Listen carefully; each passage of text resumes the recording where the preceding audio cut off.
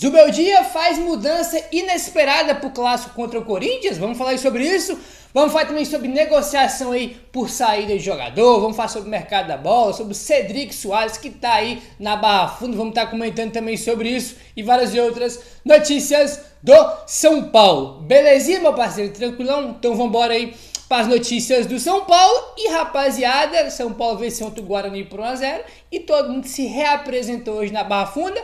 São Paulo tem mais um treino amanhã, que é onde o Zubeldia vai definir e encerrar ali a preparação para o clássico contra o Corinthians, tá? Vamos lá, ó.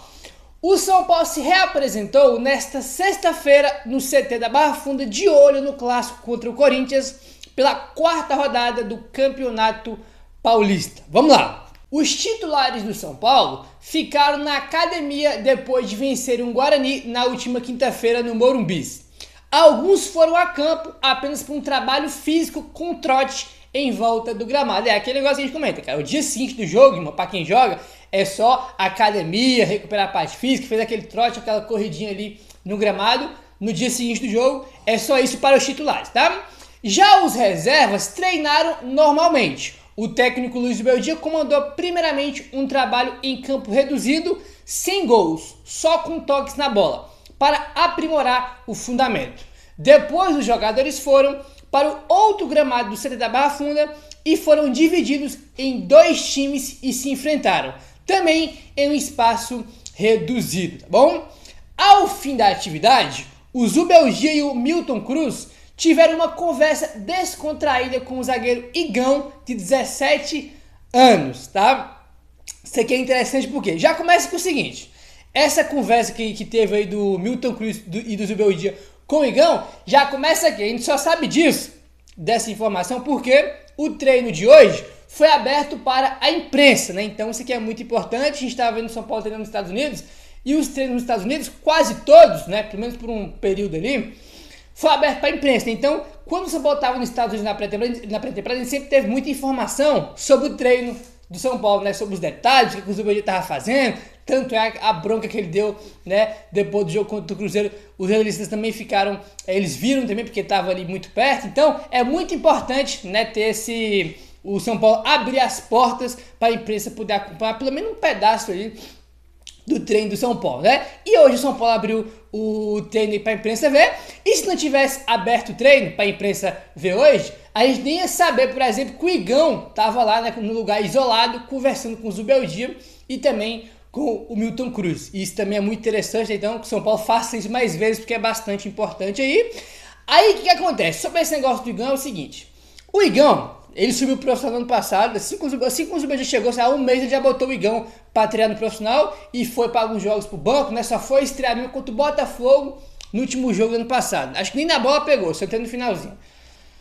Aí o que é estranho? Eu tava vendo o Arnaldo falar isso aí no canal dele, né? Debatendo lá com o Tirone, eu concordo plenamente. O Igão não jogou a copinha, não jogou os amistosos de pré-temporada, não jogou o jogo contra o Botafogo, né? Que foi uma misturada braba lá que fizeram. E contra o Guarani também não jogou. Então, qual que é o plano? Qual que é a ideia? Qual que é a estratégia para utilizar o Igão? Cara, sinceramente, tanto o Igão quanto o Henrique Carmo era para estar jogando a copinha. A verdade é essa, entendeu? Era para estar jogando a copinha, né? Enfim, aí tá lá, Igão, só treino, sei que o Zubeldia vê, né, tanto treino, porque não põe o moleque para jogar em nenhum jogo. Jogo que não vale nada, não joga, copinha também não joga. Enfim, ele tem 17 anos e acho que devia estar na copinha, tanto ele quanto o Ricardo. Verdade aí é essa, né? Na minha opinião, e os dois deviam estar na copinha aí. O São Paulo podia estar mais forte do que já é na copinha, né? Mas enfim. Segundo o Gabriel Sá, a parcial até às 11 horas da manhã é de 46 mil ingressos vendidos para São Paulo e Corinthians no Morumbi no próximo domingo, tá? Parcial de 11 da manhã, tá? Tô gravando esse vídeo aqui, que horas que é agora? Tô gravando esse vídeo 5 horas da tarde agora que eu tô gravando, né? Então, a parcial das 11 era 46 mil, então é capaz de, né, de 11 horas para 5, já deve ter passado dos 50 mil aí. Provavelmente vai estar lotado, meu irmão. Vai 60 mil de olho fechado. Primeiro clássico do ano que a gente vai ter contra o Corinthians. E evidentemente que já é um teste, né, cara? São Paulo faz um bom jogo, consegue vencer, né? Dá aquele ânimo também, porque muita gente criticou o jogo de ontem, seu primeiro jogo também. Muita gente já tinha criticado também os jogos de pré-temporada nos Estados Unidos, mas é começo ainda. Mas evidentemente que esse é o primeiro jogo já importante. Mas o São Paulo perde o jogo. Se perde, rapaz, São Paulo perde esse jogo, eu vou te contar, viu? A galera tá criticando os Zubeldia aí, se perde, 60 mil pessoas no estádio, rapaz. Tem que fazer um bom jogo, primeiro ganhar, né? Porque tem aquele negócio, clássico não se joga, clássico ganha, é verdade. Primeiro ganhar o jogo, se tiver uma boa apresentação, melhor ainda. Porque é o primeiro teste mesmo que a gente vai ter do São Paulo aí, até porque o Corinthians, né? A agenda positiva do Corinthians é coisa de maluco. A ganha de 10 vitórias seguidas com não sei o quê. A última derrota, inclusive, do Corinthians foi contra o São Paulo, naquele jogo no Maracanã que a gente venceu por 3-1, né? Que teve 2 expulsos do Corinthians, né? E vamos quebrar essa sequência, né? A última derrota foi pro São Paulo e a próxima, né, no caso, a seguinte deles, vai ser domingo também contra o São Paulo, tá? Aí, rapaz, a Federação Paulista de Futebol escalou Flávio Rodrigues de Souza para apitar São Paulo e Corinthians no domingo. Meu Deus do céu, né, cara? Meu Deus do céu. Cara, teve um jogo que ele prejudicou o São Paulo. Eu não vou lembrar agora qual foi o jogo, cara. Que é tanto hábito ruim que erra contra o São Paulo. Não só contra o São Paulo, né? Todos são ruins, a gente sabe muito bem disso aí. Mas teve um jogo, rapaz, que ele prejudicou o São Paulo. Que ele tinha até ficado um tempo sem apitar alguns jogos do São Paulo. Não vou lembrar agora qual foi o jogo especificamente, mas já prejudicou o São Paulo. Então de olho nesse cidadão aí, tá? De olho no Flávio Rodrigues de Souza, que é ruim pra cacete como todos os outros, né?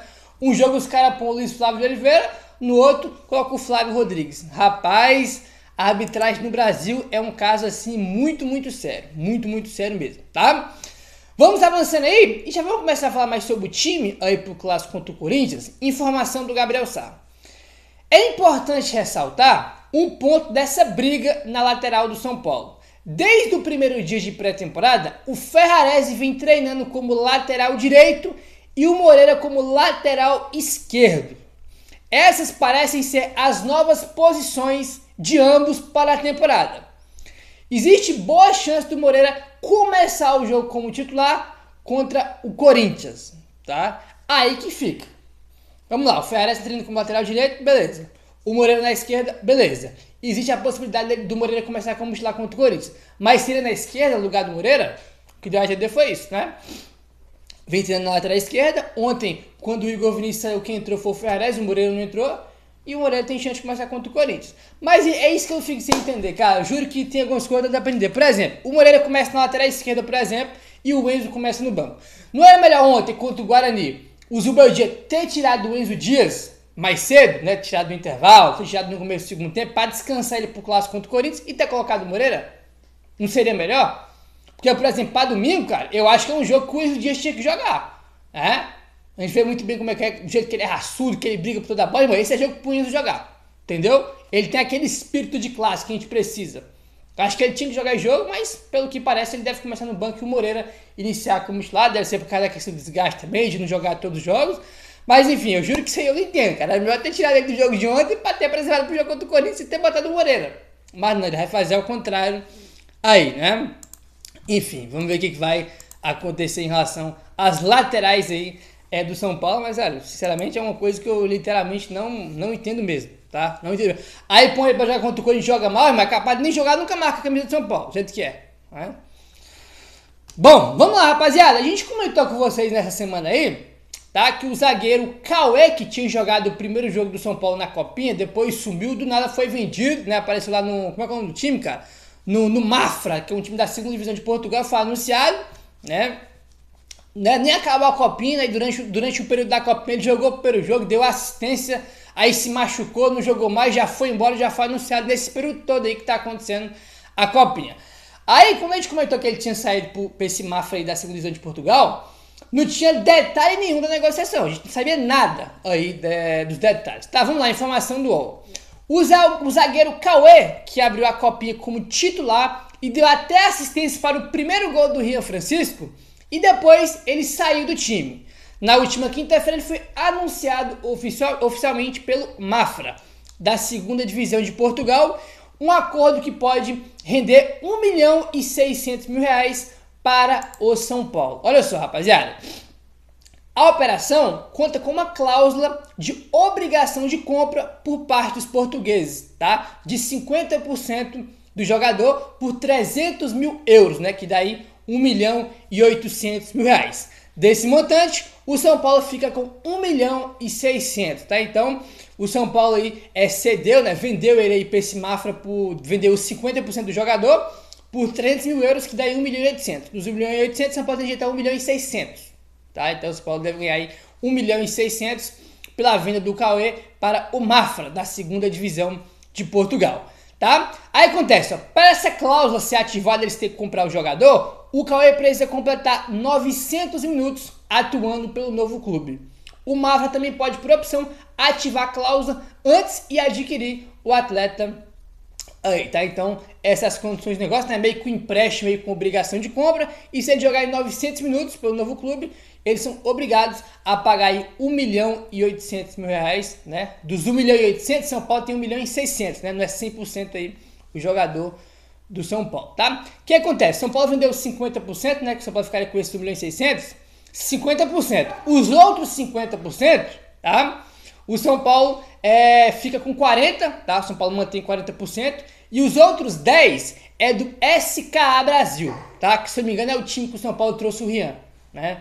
Aí o São Paulo vendeu 50%, os outros 50%, né? 10% é do SKA e mais 40% é do São Paulo. Então, se ele jogar bem pra caramba, explodir lá, for vendido para outro time, o São Paulo tem 40% de uma futura venda aí do Cauê, né? Que, assim, com todo respeito, os jogos que eu vi dele não me empolgou muito não, tá? Parecia ser um jogador ali bem ok, né? Pode ser, evidentemente, que o cara evolua, né? Pô, é um garoto ainda, pode ser que evolua, na frente vira um grande jogador que a gente não espera, mas, sinceramente, 1.600.000 acho que tá bem pago, ainda mais que, né? O contrato dele tava acabando com o São Paulo.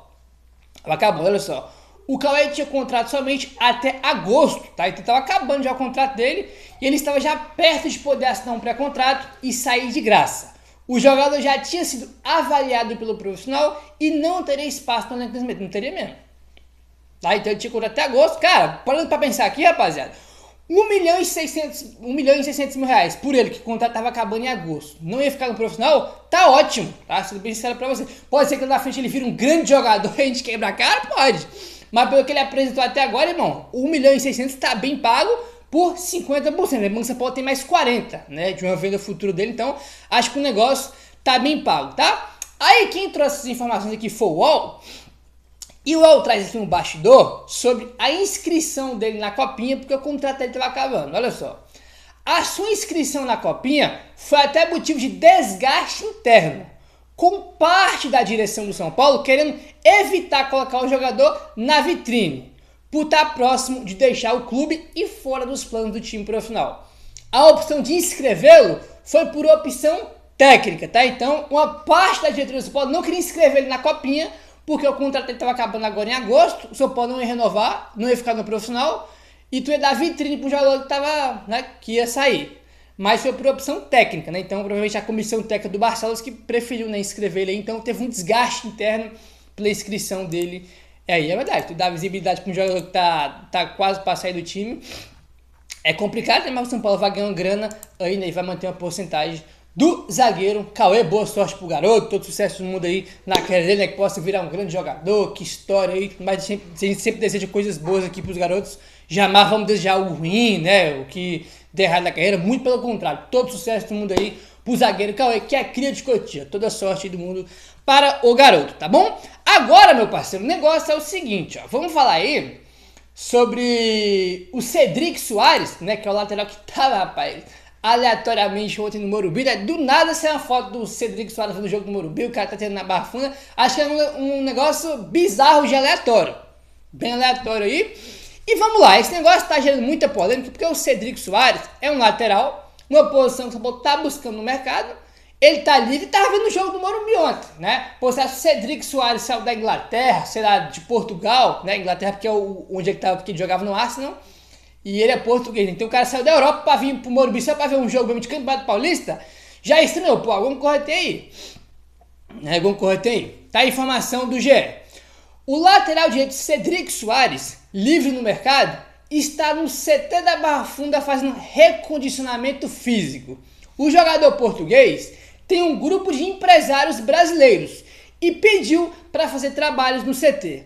O São Paulo oficialmente afirma que não existe uma negociação neste momento, tá? Então, ele está na Barra Funda, Antes do jogo de ontem ele já estava na Barra Funda e ele tá, cara, usando a estrutura do São Paulo, né? Ele não vem jogando, né? Nos últimos 2 anos jogou muito pouco, essa é uma questão que preocupa também, né? E ele tá usando a estrutura do São Paulo. A gente viu isso, pô, né? Quando o São Paulo, né, ganhava Libertadores lá, ganhou 3 brasileiros, cara, nessa época principalmente, a gente tava cansado de ver jogador que tava na Europa, machucado, vir pro Brasil e usar a estrutura do São Paulo, porque era a melhor disparada, era a referência, né? E agora tá acontecendo mais ou menos isso. O Cedric Soares pediu para usar as relações de São Paulo, ele tem um grupo de empresários brasileiros, provavelmente esses empresários brasileiros têm relações com o São Paulo, né? Deve ter jogado no São Paulo, porque isso é normal. E ele tá treinando, não, ele tá recuperando a parte física, recursando fisicamente aí o Cedric Soares. Aí, o Éder Traschini, que cobre o São Paulo no UOL, ele colocou aqui, ó: a presença do lateral Cedric Soares no Refis foi acertada pelo presidente Júlio Casares durante a sua viagem para Londres. Ele disponibilizou as instalações do clube para o jogador português.